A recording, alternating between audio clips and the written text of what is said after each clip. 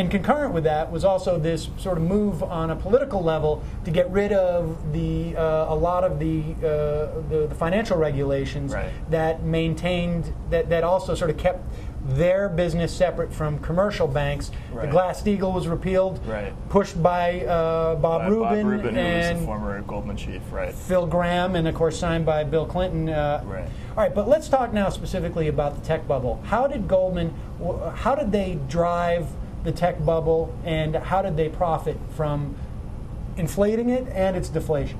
Well, first of all, before even Glass-Steagall happened, before there were deregulatory changes, legal changes, there were changes in the standards that investment banks like Wall Street operated by. It used to be that when you took a company public, and Goldman was the king of the initial public offering, they took Ford Motors public. They were considered the leaders in that area of investment banking business. It used to be that when you took a company public, the company had to exist for 5 years, it had to have been profitable for 3 years, it had to be making money at the time of the IPO, and it had to be projected to be profitable in the near future. And what happened was, sometime in the mid-90s, a lot of these companies completely dropped those standards, and Goldman was one of them. They started taking companies public that had no history whatsoever, that had been in existence for minutes, maybe at best.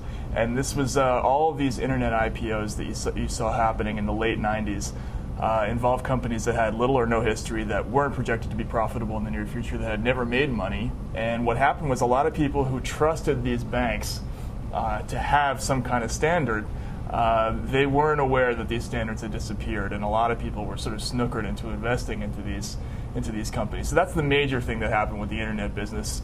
Goldman was the #1 underwriter of internet companies. By the height of the boom, 1 out of every 5 internet companies that was taken public by Goldman Sachs. In 1999, they took, I believe, 37 internet companies public. And it raised an enormous amount of money, but really the only people who made money were the people who cashed out early, and that was Goldman, that was their insider clients, and the executives of the companies that they took public. Everybody else took a bath. Yeah, you basically talk about there's 2 tier of investors in this. The ones that understood that you got to get in and get out, and then everybody else who thought, oh wow, these things are getting huge, and I got to get a piece of it. I was one of the second group. Fortunately, I didn't have that much money to lose. But so they basically, this is, you call it a big pump and dump scheme, which is basically they inflated the value of these things, in addition to bringing companies public that shouldn't have otherwise gone public. They inflated the value of it by. Well, there were several different methods. They were caught on numerous occasions. They were sued on numerous occasions by shareholders for a variety of practices. One of them was called laddering. Laddering was a scheme by which you promise your favored clients that they can buy shares in a new company at a low price in exchange for a promise that they will come back when the price comes up and put more money into the company. And this artificially inflates the value of the company. Say you go to your client and you say, okay, we'll sell it to you at 16. You come in and you buy 1 million shares at 16, but when it hits 24, you got to come in and buy again. So if you have enough of these people, now that means that a few insiders, including of course Goldman Sachs, knows that when that stock hits 24, that it's going to go back up again. So they're aware that the stock is going to reach a point, it's going to continue to go up. That means they have insider knowledge about when it's likely to go down too, and when you probably should cash out. They know it's going to go up here. They know that rise is probably a false rise, so they know that they should probably get out shortly afterwards. And that's what happened. A lot of these. I could make money. With that type of knowledge. Right, exactly. I mean, you don't have to be a genius on Wall Street to make money if you know what's going to happen. Obviously, there were other factors that led to the tech bubble. I mean, the whole notion that, well, companies don't need to make money because all the value is yet to be realized. We're just going to create this infrastructure online, and somebody's going to come in and figure out how to make money off it.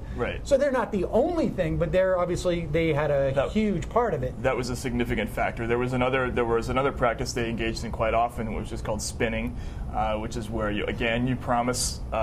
Usually, it was actually the executives of the company that was taken public. You promise them that they can buy shares in the company at a low price in exchange for future underwriting business coming to Goldman Sachs. So in other words, I take your company public and I say, hey, you can buy at 16, but next time you need underwriting business, you have to come to Goldman Sachs.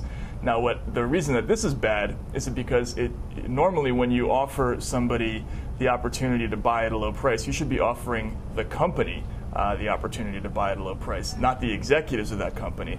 So this was actually robbing the companies of money that they should have been entitled to, and instead the money went straight to the executives. Well, I think in other businesses, like let's say the towing business, you call that a kickback. Right. I mean, that's what it is. That's right? what it is. It's a straight kickback, and initially it artificially jacks up the price of the company, but in the long term, it actually robs the company of value.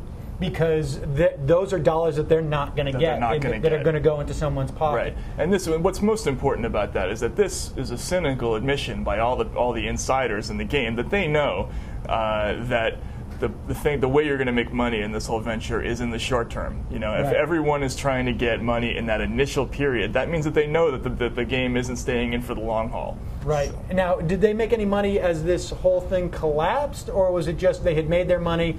Now move on to Goldman made in the year of the crash in 2002. Goldman made they paid out $6.7 billion in bonuses and compensation, which was only slightly less than the year before.